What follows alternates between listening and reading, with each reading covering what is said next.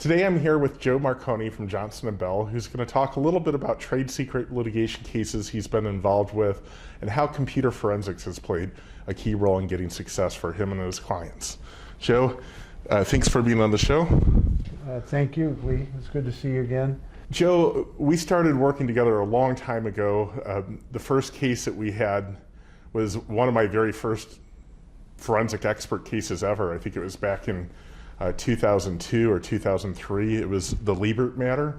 Can you tell us a little bit more about what the issues were involved there and what was ultimately what happened in that case? Yeah, that was Liebert versus Mazur. It was a trade secrets case, and we actually tried it in a bench trial, and it went to the appellate court twice. And the appellate court actually quoted from your testimony at the trial, and in that case it was a sales distributor who we sued their top salesman. We represented the manufacturer and the local distribution company, and you were able to prove that before their key employee sales representative left the distributor, he downloaded a number of files shortly before, a couple of weeks before. And as with other trade secrets cases that I've been involved in, and I've tried several, computer forensics are very important, and you've been helpful, I think, in 3 or 4 of them. Yeah. Right? Thanks.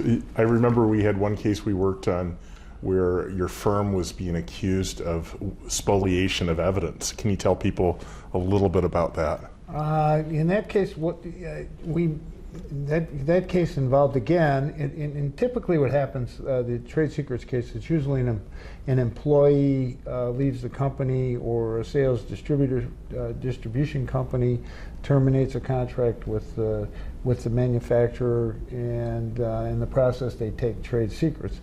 In this case, again, it was a local distributor. The case involved a company that distributed wines from all over the world, and the new employer of the local distributor hired us to defend it and its former and its now current employee.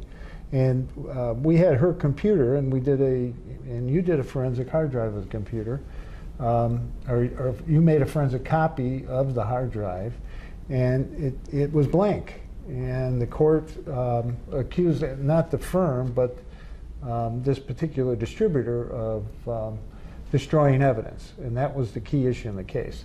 And during trial, we had an unusual moment.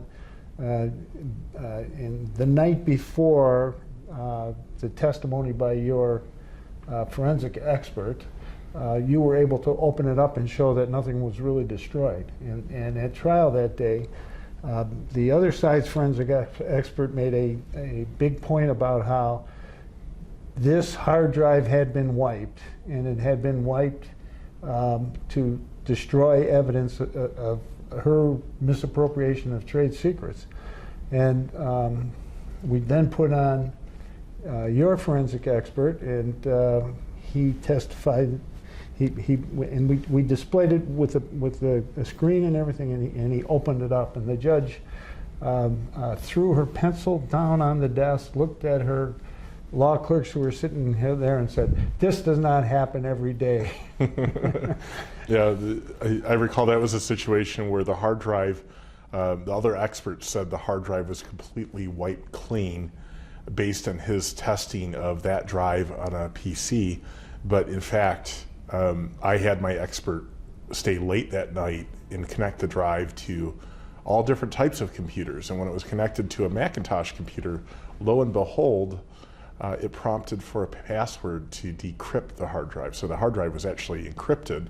And once a password was supplied, voila, it wasn't a drive empty, but it had all the data. And the judge certainly was animated. I think the transcript on that was a really interesting case. Yeah, and the opponent's expert had no clue. That was and the lawyer said to me afterwards, "I'm going to sue that guy." The lawyer for the opponent. I felt bad for the expert, but that's one of the problems that happens when you hire a computer forensic expert that hasn't been doing it for a very long time, problems can happen and mistakes happen. Right.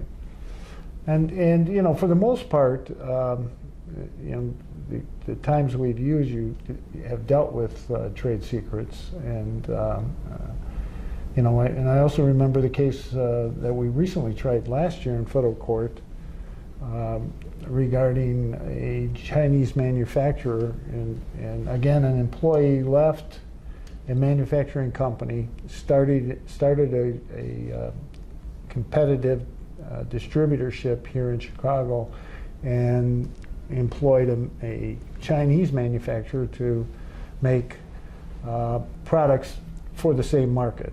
And the local manufacturer claimed that he had taken the plans and designs of the products and had given them to the Chinese manufacturer. And you helped us disprove that, or also helped us to prove that they couldn't prove that that happened. So that's another example of a trade secrets case. So I find, you know, computer forensics almost an essential part of any trade secrets case. So you've had experience being on kind of all sides, the firm that lost the employee, the firm that hired the employee, right. And you've been able to get good results for your client, whether they're plaintiff or defense. Yeah, the issues are the same no matter what side you are, and there's not really only plaintiffs, trade secrets lawyers and defense lawyers. It's, you know, you either defend them or you prosecute them, and I've done both over the years, and it's a fascinating area of the law, and Okay. it's something that every company deals with when they lose an employee, when they lose a manufacturer. And you know, as a matter of course, when one of my clients lose a sensitive employee that has confidential information, one of the first things I do is call you to make a forensic hard drive of that person's computer before anyone opens the file and in any way causes it to change at all. And you can explain why that's important. Well, I appreciate you calling me when that happens. Thanks, Joe. Right. Well, if you want to know more about computer forensics, please check out our blog. My blog's at neubecker.com, and you can also find Joe and Joe's contact information there. Thank you, Joe. Thank you.